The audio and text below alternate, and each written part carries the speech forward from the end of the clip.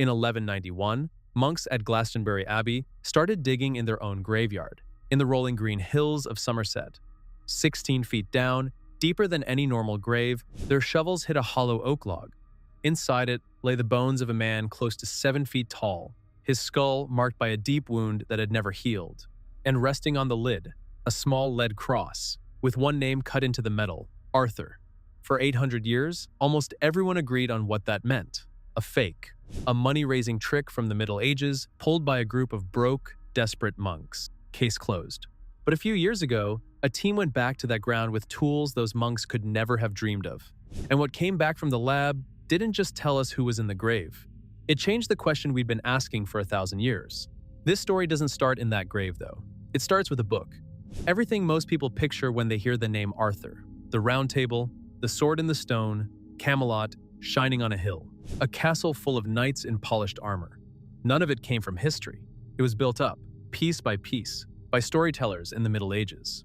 And the man who started it all was a priest named Geoffrey of Monmouth, who sat down around the year 1136 and wrote a grand history of Britain's kings. He took a half-forgotten war leader and crowned him a legend.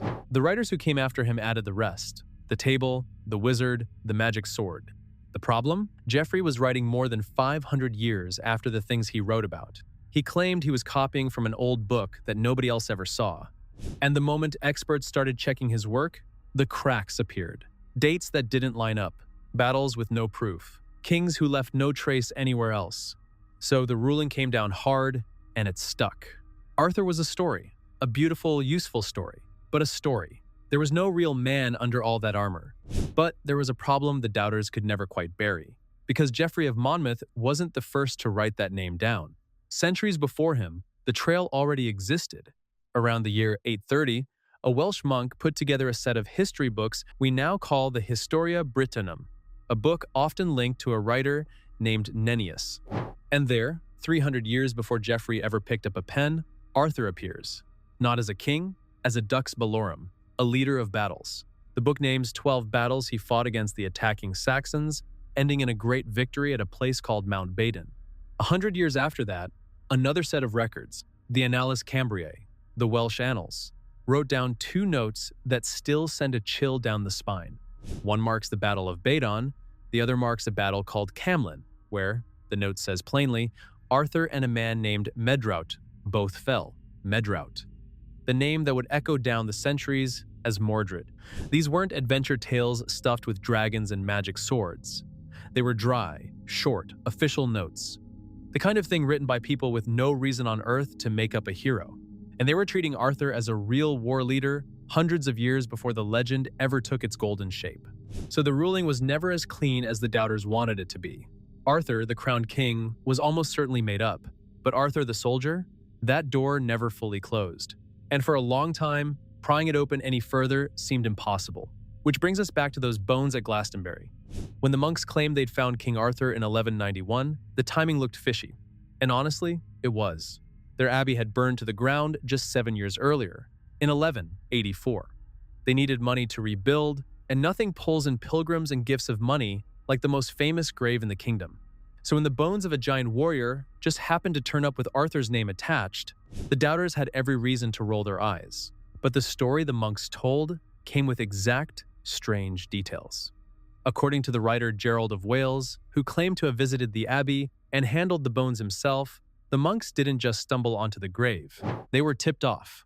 The old King of England, Henry II, had, it's said, been told by a Welsh poet exactly where Arthur lay, and passed that secret to the monks before he was gone.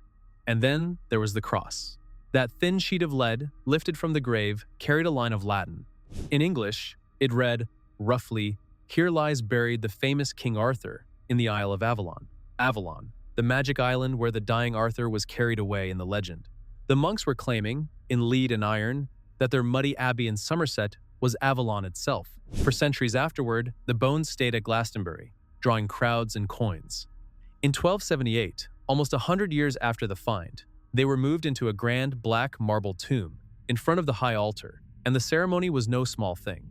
King Edward I came in person with his queen, Eleanor of Castile. The royal couple are said to have wrapped the bones in fine cloth with their own hands before the tomb was sealed. The crown of England was openly tying itself to the blood of Arthur. And then, in 1539, it all vanished. That was the year Henry VIII tore the monasteries of England apart. Glastonbury Abbey was stripped, robbed, and left as the bare stone ruins you can still walk through today. The last abbot was dragged up nearby Glastonbury Tor and never came back down. And the bones, Arthur's bones, whatever they really were, vanished in all the chaos. No record of where they went, no grave, nothing. The one piece of solid proof in the whole legend was just gone, and it stayed gone. Or so everyone thought. One detail kept bothering the archaeologists, the one most people never hear about. Even with Glastonbury brushed aside and the bones lost, the ground itself kept handing over clues. And they all pointed to the same narrow window of time, the 5th and 6th centuries. The years right after Rome left Britain, when the country broke apart into warlords and the lights of an empire went out. Go to the far southwest, to the cliffs of Cornwall, and you'll find Tintagel, a windy point of land where the Atlantic slams into black rock. Legend always tied this place to Arthur's birth, and for years, that was treated as pure make-believe. But when archaeologists dug into the site, they found something real. The remains of a rich, powerful place from exactly the right time. Pieces of fine wine jars and oil pots shipped all the way from the eastern Mediterranean. Someone powerful lived on that cliff in the centuries after Rome fell. Someone who could control trade across a whole continent. And then, in 1998, came the piece that made people stop and stare. A worker dug up a flat slate stone, broken, half-buried, with letters carved into it. Letters from the right century. And one of the words scratched into that stone was a name, Artognou. Not Arthur, not exactly, but close enough, from the right place, in the right century, that the silence in the room was very loud. Up to this point, every clue was just that, a clue. It hinted and it teased, but never enough to flip the ruling. That was about to change, and it started at a place called Cadbury Castle. Cadbury isn't a castle in the storybook sense. There's no drawbridge, no towers. It's a huge hill in Somerset, ringed with old earth walls, and local stories had whispered for centuries that this was the real Camelot. In the 1960s, an archaeologist named Leslie Alcock decided to test that whisper. He led a big dig across the top of the hill, and what he found stopped the laughter cold. Buried under the grass were the post holes of a huge wooden hall, a strong gatehouse. Defensive walls that had been fully rebuilt in the late 5th century. The exact moment a real Arthur would have needed a strong base. This wasn't a king's marble palace. It was something rougher and, honestly, more believable. A war leader's fort. A base for a man holding the line against invaders while the rest of Britain came apart around him. The legend was starting to look less like a fairy tale and more like a memory, a real memory, worn, smooth, and coated in gold over 1,500 years of retelling. But a fort isn't a person. To find the man, you needed the one thing that had been missing since 1539. You needed the bones. And against all the odds, that is exactly what turned up next. The big break didn't come from a dramatic dig under floodlights. It came from a museum drawer. Across Britain, pieces of human remains pulled from old digs sit boxed and shelved away, often barely labeled, waiting decades for someone to take a second look. And when scientists began looking again at material linked to these Western sites, one set of remains kept refusing to behave. The bones of a tall man, an old, healed wound to the skull, found in the layers tied to that important time, just after Rome. So they did what the monks of 1191 never could. They put it to the test. The first tool was radiocarbon dating.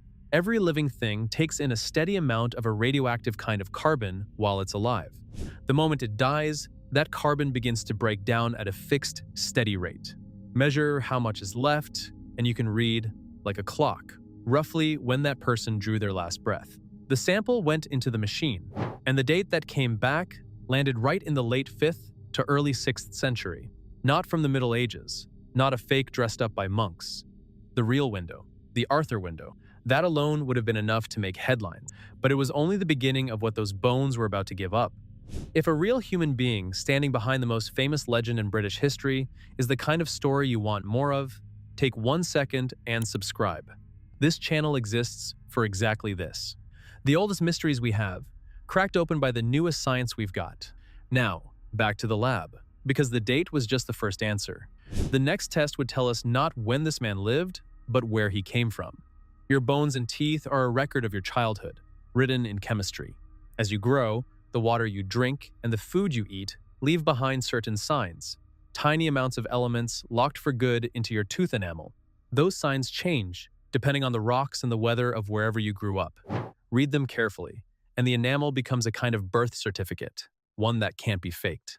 When the team studied the enamel from this man's teeth, the signs pointed west, to a wet, mild, rain-soaked corner of Britain, the soft green country of the southwest. Cornwall, Wales, the borderlands. The exact heartland where every strand of the Arthur legend had always taken root. This man wasn't an outsider. He wasn't a lost Roman or a wandering noble from across the sea. He had grown up in the very country the stories came from. He belonged to it. And that's when one scientist decided to push the bones for the one thing nobody expected them to still hold. Something fragile. Something that, if it survived at all, could reach across 15 centuries and touch the living. This is the part that still gets me. They went looking for DNA. Now, old DNA is fragile. After more than 1,000 years in the ground, most of it is gone, shattered into useless pieces. But there's one type that survives better than the rest. It's called mitochondrial DNA. Think of it as a thread of DNA that runs only down the female side, from a mother to her children and from her daughters to theirs, passed along almost unchanged for hundreds of generations. An unbroken signal, mother to child, reaching all the way back into the dark. Every one of us carries it. And because it changes so slowly from one generation to the next, scientists can sort it into big family branches, called haplogroups, that trace how people moved across the world long ago. Match two samples to the same narrow twig of that tree, and you are looking at people who share an ancestor, somewhere back in the centuries. The lab managed to pull out a usable strand.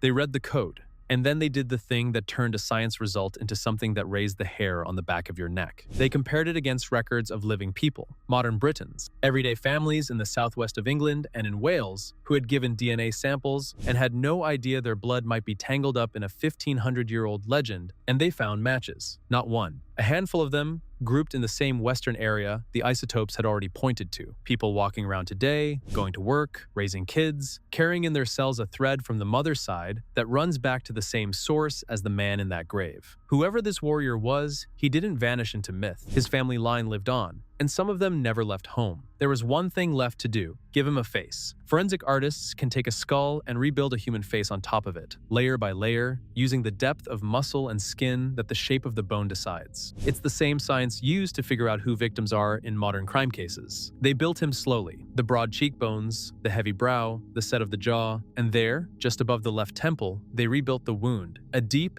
healed gash in the bone, not the blow that ended him, something he had survived years before the end. Looked at closely, the damage told its own quiet story. The edges had the clean, hard look of a blow from a bladed weapon, a sword, or an axe, not a stumble or a fall. And the bone around it had slowly knitted itself back together over years. Whoever struck him meant to end him. He simply refused to fall. A man who had taken a blow that should have finished him and kept fighting anyway. When the rebuilt face was finished, people who saw it felt the same strange thing. They weren't looking at a king from a storybook. They were looking at a hard, worn, dangerous man. A survivor. Someone you would absolutely want standing between you and whatever was coming over the hill. And this is where the real shock lands. Because the bones don't lead to King Arthur at all. They lead somewhere stranger. There was no crown, no round table, no Excalibur pulled from a stone. The chemistry and the bones and the thread of DNA don't describe a fairy tale king at all.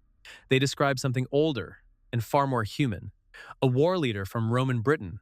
A local warlord from the broken years after Rome, fighting to hold a few green valleys together while the world he knew collapsed around him. The men who came after him didn't lie.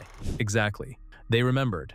And over 1,500 years, that memory got polished and decorated and coated in gold, until a muddy, scarred war chief became a golden king at a marble table. Geoffrey of Monmouth didn't make Arthur up out of nothing.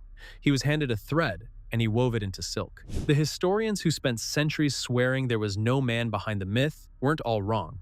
There was no King Arthur, but there may well have been an Arthur, and the distance between those two sentences is the whole story. It's strange to think about now. For 800 years, we argued about whether he was real, when the answer may have been sitting in a museum drawer the whole time, waiting for someone to ask the right question with the right tools. He wasn't a legend when he was alive. He was a tired man with an old head wound, guarding his home in the rain, with no idea that anyone would still be saying his name 1,500 years later. He never sat on a golden throne. But somewhere in the southwest of Britain, his blood is still walking around, and his story refused to fade. Maybe that's the closest thing to living forever any of us ever gets. If you want to see what modern science is doing to another mystery we all thought was settled for good, that video is waiting for you right on screen. Go find out who else history got wrong